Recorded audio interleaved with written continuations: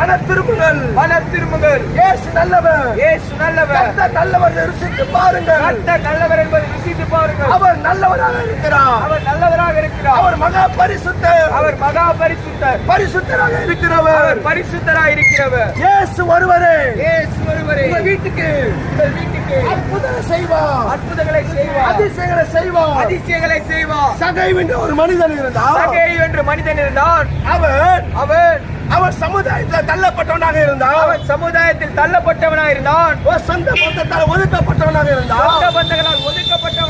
ஒரு ஜனக்கூட்டத்தின் நடுவிலே அவன் இயேசு வருகிறதை பார்க்கிறான்.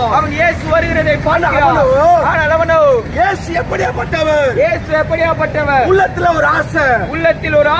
அவன் ஒரு காட்டத்தி மரத்தின் மீது ஏறிக்கொண்டான்.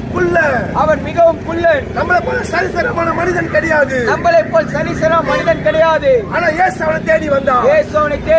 இயேசு சொன்னார், சகைவே, இன்று நான் வீட்டுக்கு வர வேண்டும். நான் உன் வீட்டுக்கு வருகிறேன். அவன் சந்தோஷத்துடன் புறப்பட்டான். அவன் சொன்னான், ஆண்டவரே, நான் அதிகமாக யாருக்கிட்ட வாங்கியிருந்தா, அதிகமாக யாருக்கிட்ட நான் வாங்கியிருந்தா திருப்ப குத்துறேன். அதை நான் தனியாக திருப்ப கொடுக்கிறேன். தான் சொன்னபடியே அப்படியே செய்தான். அந்த வீட்டுக்கு ரட்சிப்பு வந்தது.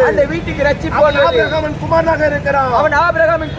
இயேசு அந்த வீட்டில் ரட்சிப்பு உண்டாகும். இயேசு வருகிற வீட்டில் வியாதிகள் இருக்காது. இயேசு வருகிற வீட்டில் சமாதானம். இயேசுவை ஏற்றுக்கொள்ளுங்கள். இயேசுவை நம்புங்கள். இயேசு விடுவிக்கிறார். பிசாசு பிடியிலிருந்து, பில்லி சூனிய கட்டிலிருந்து, சாத்தான் பிடியிலிருந்து இயேசு விடுவிக்கிறார்.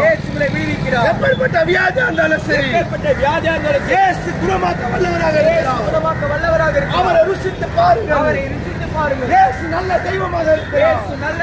இயேசு மாறாதவர். நித்திய மாறாதவர். சர்வ ஜோதியில் தான் வரப்போகிறார்.